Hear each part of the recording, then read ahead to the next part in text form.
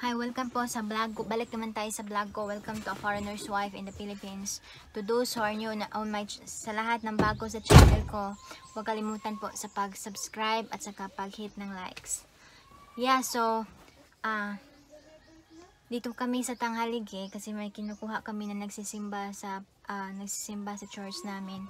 So by the way, sa lahat na hindi pa nakakaalam, kami born again Christian, First Square Church. So kasi para yung sa Terence kasi yung ministry namin is kukunin namin yung tulong namin sa church is kami yung magkuha ng mga taga-simba na para pumunta sa church para hindi na sila pamliti yung pamasahe. So ganon. Saba kayo, may nagbablog ako. Yeah, so ganon. I think kasi si nanay at si tatay, I think hindi pa nagbubuntis pa si nanay sa akin, na-convert na sila sa born again. Kaya lumaki ako na ganun na talaga yung relihiyon namin. At saka malaki din papasalamat ko kasi doon nahubog yung pagkatao ko. Na ganon, hintay pa rin kami. Hindi pa kasi nag-almusal pa daw, tapos yung iba naligo pa. It's already 8:49. yun yung isa sa mga hindrance kung bakit yung mga hindrance sa pag-pick up namin sa mga magsisimba. Minsan pagdating namin hindi pa sila ready. Kaya walang other choice kundi maghintay lang. Sinabihan ko kay Terence, konti lang, 5 minutes, give them 5 minutes or 10 minutes. Yeah, so ganon. Tapos si nanay at saka si tatay nagsisimba. Doon kami sa Tulang First Square Church. Tapos hindi ko alam kung anong nangyari. Kasi doon ako sa Cebu nag-aaral. Tapos pagbalik ko dito, doon na sila sa Burgos, sa kabilang barangay, next to Tulang.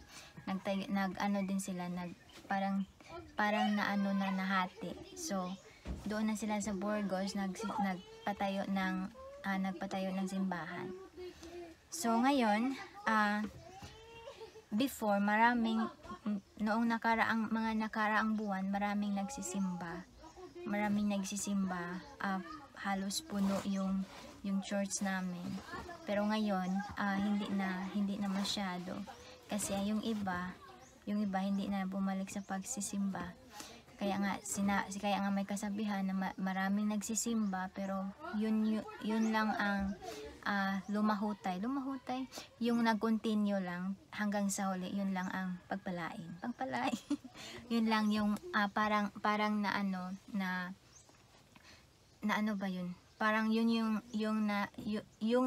yung patuloy na nagsimba hanggang ngayon at hanggang sa huli. Yun lang yung really nag-absorb sa kanila ang mensahe ng Diyos at saka ang mensahe na narinig nila mula sa pastors. So at ina-apply nila sa buhay nila. Pero yung iba na huminto minsan ilang linggo lang nagsimba, huminto, talagang hindi natin masabi sa kanila na simba na kayo. Kasi may kasabihan na pwede nating dalhin ang kabayo sa may tubig, pero hindi natin ma-force sila na uminom ng tubig. Mula sa komunidad na nito before, puno yung sasakyan namin. Pero ngayon, dalawa na lang. Ganun talaga. So again, please like, comment, and subscribe po sa vlog ko. Maraming salamat and God bless. Bye-bye!